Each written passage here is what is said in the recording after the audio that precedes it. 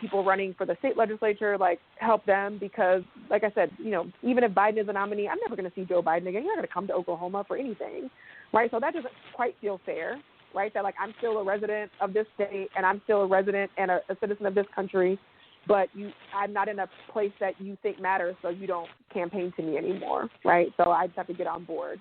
At the same time, I grew up in California where Republicans don't spend much time there, really, right? So it's been since the 80s that California went red with Ronald Reagan. Obviously, he's from California, so that makes sense, right? But, like, I just think that it basically creates a bunch of incentives where some people are basically treated like they matter more than other people based on where they live, and I don't know if I think that's fair either, right? So I think if we got rid of it or did something else, it would just one person, one vote, that's what it would mean. Right, and so we would all have the incentive to engage. We'd all have the incentive to vote. I do think other states, right, I think in Washington everything is vote by mail. California is doing that push right now, so it's not quite ready to go online, but we do hope there's still paper ballots. You can still validate them, recheck them, right, that might be one way to sort of increase voter turnout, that it doesn't have to just be 7 a.m. to 7 p.m. on a Tuesday, right? If you have a job that doesn't allow for that, it's hard for you to be a voter, so I want to be understanding of those things. But I do think that there's some small changes that we can make so that more people can engage. So voting by postal mail might be one of those ways. But I don't know if I'm even quite ready to go to a full online system because I do worry about interference and hacking. It would need to be demonstrated that was very secure to move to that for me personally. Yeah, it definitely has not got to that point yet and everything. Now, do you think that a lot of people did not think until we got Barack that we would ever have an African-American president? And, of course, we've now had, you mentioned a couple of them that are, the several women that ran. Tulsi, like I said, is still technically on the ballot, and several that ran that have dropped for this election. Hillary was the candidate last election and everything. And there have been a number of vice presidents. Like I said, I was talking earlier today to my mom, and she definitely remembered who you referenced earlier, Palin, but she was trying to remember who the other one was, which was Geraldine Ferraro. But do you think that we're ever going to see a woman? Apparently, if Biden wins, we might see a woman elected vice president. But do you think in your lifetime we will see a woman elected to be president? And do you think that we'll see a woman in some of the other powerful positions that they don't have yet? But definitely that's the one that everybody seems to be looking for, is either a woman or a Latinx person or an Asian. I thought that Yang had a good campaign, but it wasn't quite good enough. But do you think that we're going to see that in the next, say, 10, 15, 20 years? I'm hopeful, right? And so, when we talked earlier about sort of some of the candidates that dropped out, to my mind, too soon, just given the way the primary schedule goes. I'm a big fan of Julian Castro, and I think we didn't really give him as much attention as we should because, to be fair, right, if anyone's familiar with San Antonio, which is, I think at this point, the 5th largest city, I think their population has come up. It's 7th. I think they're the 7th largest city in the U.S., and him as a Latinx mayor, he won 2 elections in a city that I know has a large conservative population, right? And so he was elected and then he was reelected. And so to my mind, there was a lot to learn from him about how to run a particular type of campaign to appeal to a broad set of voters, and we just didn't even give him any attention. And I don't know why, right? It baffles me. So, yeah, I would have liked to have seen even Julian make it a little bit further than he did. Yang, obviously, I don't know that he was my favorite candidate. I had a hard time trying to pin down his interest in sort of some of his issue positions. But, yeah, of course I want to see us elect a diverse set of presidents, right, to the extent that they reflect our country, right? Like, that feels like a good idea. I'm optimistic about electing a woman, but at this point I can't see how. Because at the end of the day, no president that has even been in these elections, maybe I guess McCain had a lot of experience, right? But Hillary Clinton had a lot of experience. She was a senator. She had been the first lady. She was the Secretary of State. Like, she had a great resume, and people still found, I don't like her. I don't like when she was married to, I don't like how she was when she was first lady. Oh, her emails. I don't like this. I don't like that. So then they said, I'll vote for a woman, just not her. But then this time, there were several women for them to choose from. Still couldn't bring themselves to do it, right? So to me, sexism is just a bigger problem than I think we want to give credit for.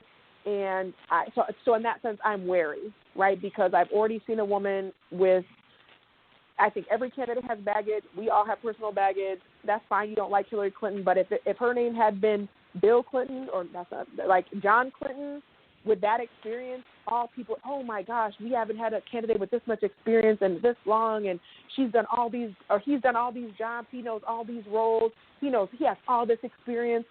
But no, people found a way I just don't like her.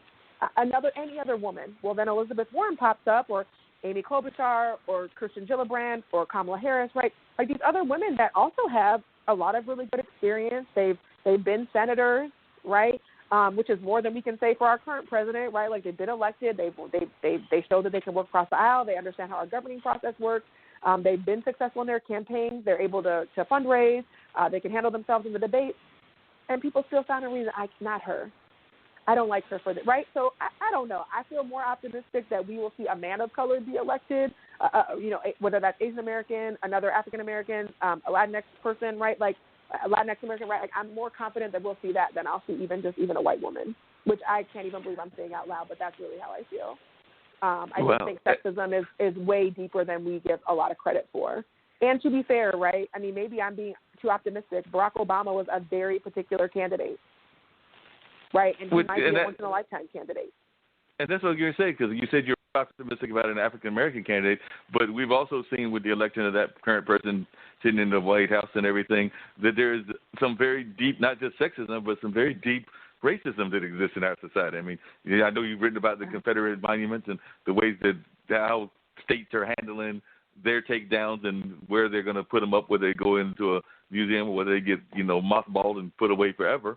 But all of that has shown how deep the racism is in this country as well. I mean, if there's one thing that we've seen is the division along racial lines. I mean, even the way that this virus is being dealt with, I think with probably some of their areas might not be getting as much attention as others because of where they are in the scope of the landscape.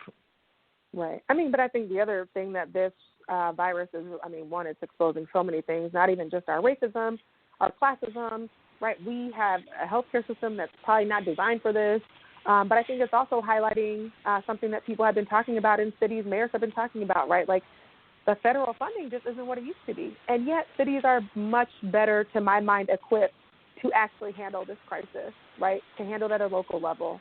Right, let mayors who know their communities, council members who know their communities, they know what resources are available on the ground. They know who knows what. They know where people are actually at.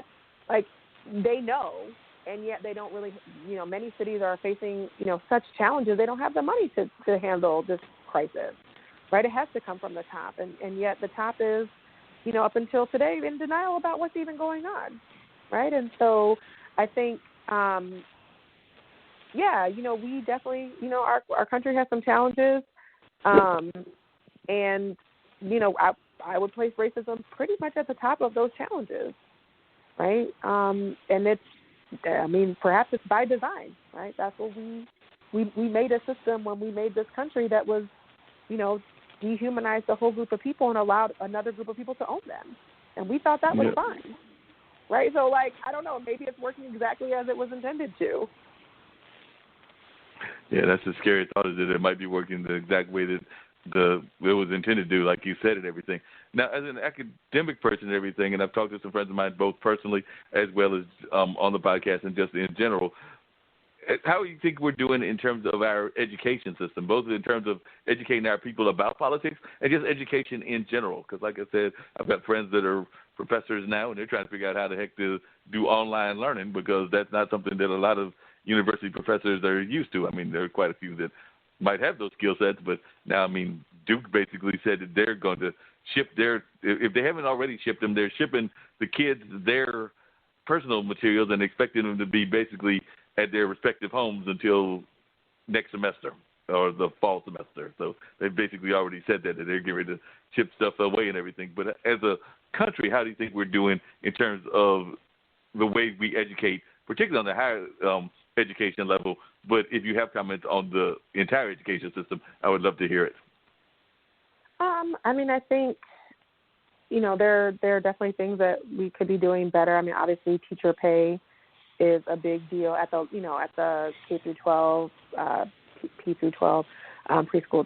I think that's one thing, right? And so we're sort of putting a lot on these people and asking them to just be sort of altruistic, and yet they're in charge of educating our children, right? And so part of it is we should be funding the schools at a higher level. We should be paying our teachers at the level at which, the job requires, the skill set requires, and I don't think that's happening.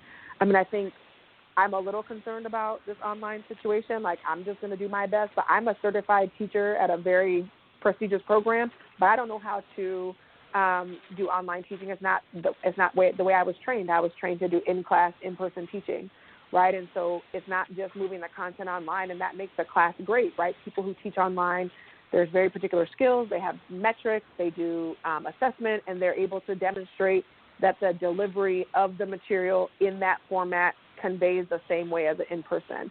And I don't have any of that training at this point, right? So I'm trying to be flexible with my students. I think there's things that we can still learn together from afar. But there are challenges, right? Again, sort of related to class and access. So if not all your students have good internet, you can't make them show up live. What if they just can't connect? So then they're absent. That's right. And that's not what they signed up for. They didn't sign up for an internet class. They signed up to see me twice a week. Right, so I think that there's some real concerns that my friends who care about teaching are having. I think other than that, of course, I understand that, students are leaving with incredible amounts of debt, right, to pay for their higher education. I have concerns about that. It's crippling, the next generation. They feel like they can't buy a house or have a family or get married.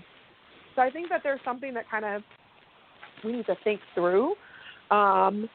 And yet, I would still say that for me, obviously going to university changed my whole life trajectory, and so I'm still appreciative of the experience.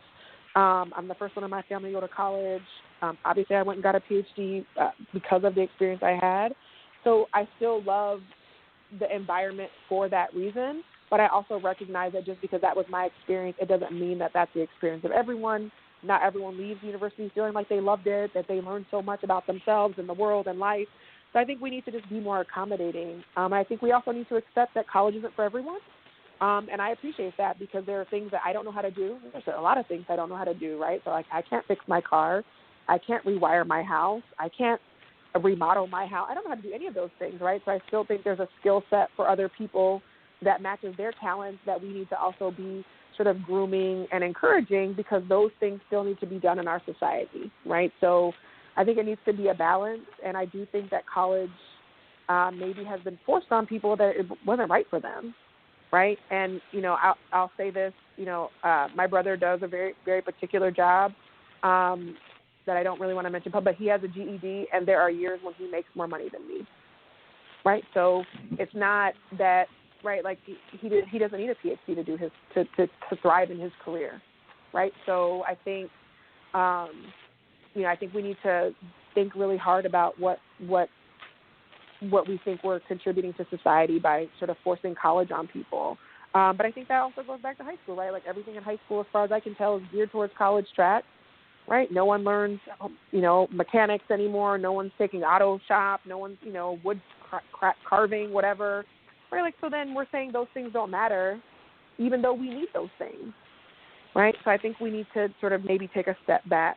And I know there are vocational schools and those things. I think we need to sort of give them the proper respect that they're due, right? That those aren't just less than you couldn't go to college things. Those are really important skill sets and areas that we need in our society, but also it might just match your natural talent. You might be good at those things, and you should have the opportunity to thrive in the career that you're choosing for yourself, right? And that we don't need people just to be miserable or feel like they failed because they're only a mechanic, even though every person that drives is thankful for their mechanic, right? Like, you need a mechanic. I need someone to help me. I cannot fix a car. I'll just have to walk, right? So I think we need to think those things through. But I do think, in general, we need to really think about paying our teachers more and really funding the educational system at a higher rate. Because if not, I think it would be some of the best money we could spend, I think, personally. Oh, yeah, definitely. If folks want to reach out to you to see both some of the things that you've written as well as just if they have questions or wanted to comment to you and everything, what's the best way to reach out to you? And then I was also curious if you had some thoughts on And it looks like we have another call as well. If you had some thoughts on the New Jersey area, since